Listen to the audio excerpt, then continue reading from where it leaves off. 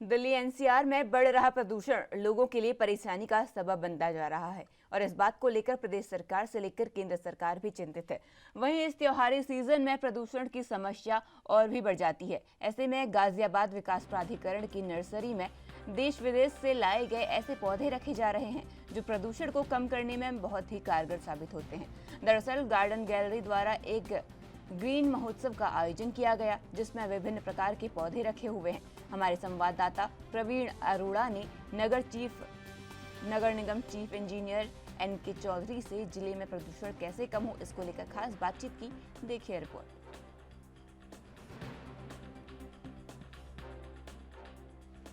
NCR में प्रदूषण लगातार बढ़ता ही जा रहा है। जैसे कि हमारे प्रदेश सरकार और भारत सरकार, जैसे कि मोदी जी और योगी जी चाहते हैं प्रदूषण पूरी तरह से रोक लगे और स्वच्छता होए, उसी को लेकर आज जिलाधिकारी और नगर की मंशा के अनुसार आज चीफ इंजीनियर साहब यहाँ पे जो कूड़ा ढेर था वहाँ पे नर्सरी बना दी और काफ़ी सुंदर सुंदर पौधे भी है।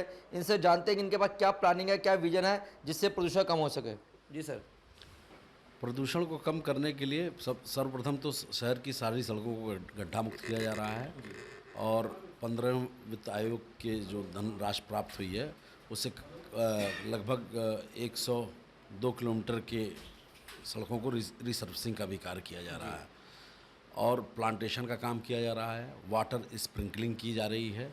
वाटर स्प्रिंकलिंग प्रायः जो है सुबह के टाइम ज़्यादा की जा रही है और वृक्षारोपण का भी कार्य निरंतर जहाँ जहाँ मियावाकी किया जा सकता है नगर निगम द्वारा वो भी कराया जा रहा है।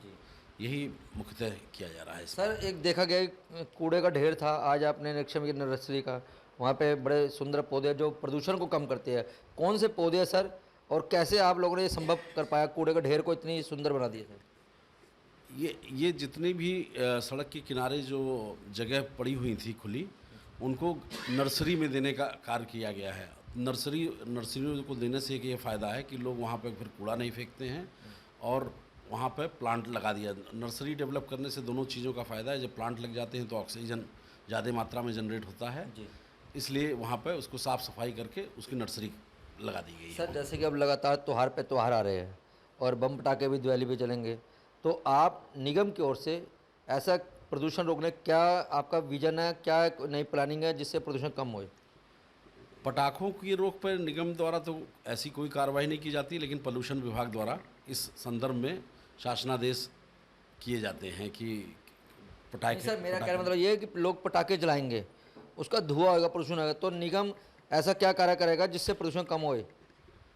निगम तो ये चाहता है कि भाई कम से कम मात्रा में लोग पटाखे जलाएं। एक अनुरोध ही कर सकता है, किसी को ज़बरदस्ती तो रोका नहीं जा सकता है, लेकिन ये है कि लोग एक दूसरे को पौधे गिफ्ट में दें तो ये ज़्यादा अच्छी एक प्रक्रिया है कि मतलब उपहार स्वरूप एक दूसरे को दें, तो इससे ऑक्सीजन की जनरेशन बढ़ेगी। जी, धन्यवाद सर। तो ये थे नगर निगम में चीफ इंजीनियर। इनका साफ तौर पे कहना है जैसे सरकार चाह रही है, जैसे डीएम और नगर चाह रहे हैं कि लोगों को प्रदूषण बचाया जाए, क्योंकि जब प्रदूषण लगातार बढ़ता ही जा रहा है एनसीआर में, जो हमारे बुजुर्ग हैं, बच्चे हैं, उनको सांस लेने में भी दिक्कत होती है। प्रदूषण कम करने के लिए नगर निगम अपनी तरफ से बढ़िया प्रयास कर रहा है। जैसे कि चीफ साहब ने कहा कि पेड़ों पे जो पेड़ होते हैं उनके ऊपर जल छिड़काव करा जाएंगे, रोड किनारे पानी छिड़काव किया जाएगा और जो कूड़े ढेर है वहाँ पे नर्सरी खुलवाई गई है। गाजियाबाद से कैमरा पर्सन ऋतिक के संग मैं प्रवीण अरोड़ा, ANB न्यूज़ के लिए।